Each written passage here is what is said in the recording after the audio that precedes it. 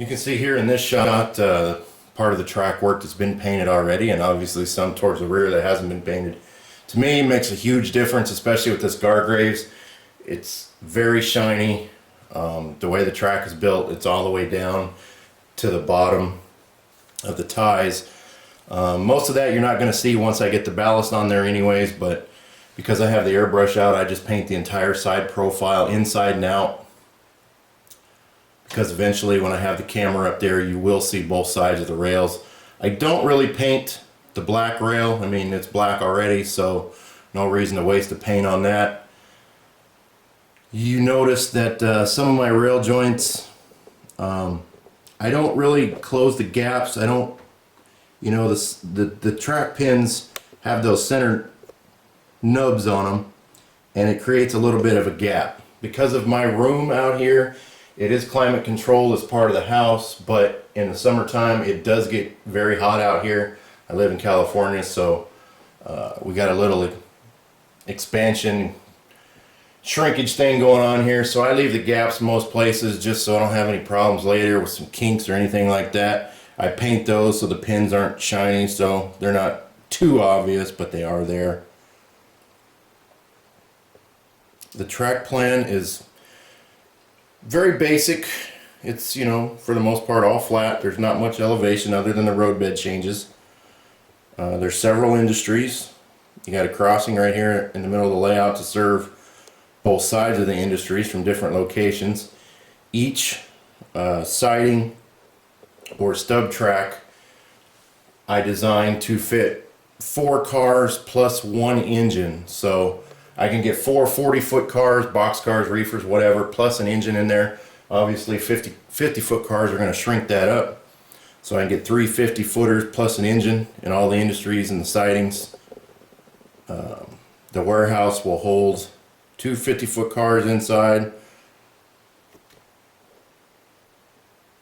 about 2.5 40-footers. I got some buildings along the back there that I'm working on, just footprints, so I knew track plan, placement. You'll see the building in the back there is just a bunch of DPM modular walls.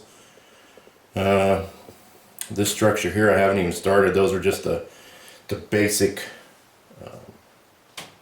building panels out of a Corber kit. I think it's the Flag Company. So I haven't decided what I'm going to do with that. I also got a couple kits or buildings that I'm going to scratch build for that back wall there. I want to do the whole back wall with pretty much buildings, industries, from one end to the other. They will be removable, so I can take them in and out. I can swap them out, put a different building in there just for different photo opportunities. Obviously you've seen the grain elevator. It's a Corber. I just bought the one kit, the four silo kit. After I got it all finished, I decided that it took up too much room, so I just cut it in half. I put it on the table saw and cut the whole thing in half, so it takes up half as much room. I was able to add another siding track in there, the storage track for the grain elevator. So now you can spot 3 or 4 cars at the silo, and you got a stub track there to hold another 2 or 3 cars just in storage. Plus it gives you a little extra switching opportunities, switching cars at the grain facility.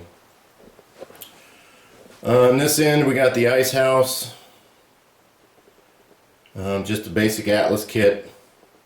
It's not quite finished either, but I needed the footprint, and it's up there. All the ice blocks, I use the Atlas ice blocks. I got some plexiglass from the local glass shop. I spent hours sanding my fingertips raw, just getting those ice blocks cut down, sanded so they look a little frosty. I didn't like the clear look of them, so I sanded them all down by hand till my fingers were bleeding. Got those all mounted up there. All these buildings still need a lot of work, but I just needed them up here for track plan and placement, so I knew where exactly I was going to mount the track, how far from the edge, etc., etc. And you can see here in the mirror I've kit bashed the ice platform. It's actually 2 platforms that I put together and made one, so you can hold 4 cars from end to end. But here again, when you look in the mirror, you'll see a lot more cars than are actually there. So the ice house and the platform, looks like you got 2 houses there now, and the platform looks really long, but it's not that long. Down below we got the control center. It's pretty basic. I got a post-war ZW there for power supply. You see the TMCC command base back there. It has been wired for DCS. I have had my DCS down here and temporarily mounted to make sure that I had a track signal of 10, and which I did. I was kind of surprised. I had a track signal of 10 without the little magic light bulb. So it's back upstairs on my overhead that runs through the bar in the game room right now. But it was down here. I can run TMCC, DCS, or both. You got a voltmeter mounted in there, putting an amp meter in there. Just the basics.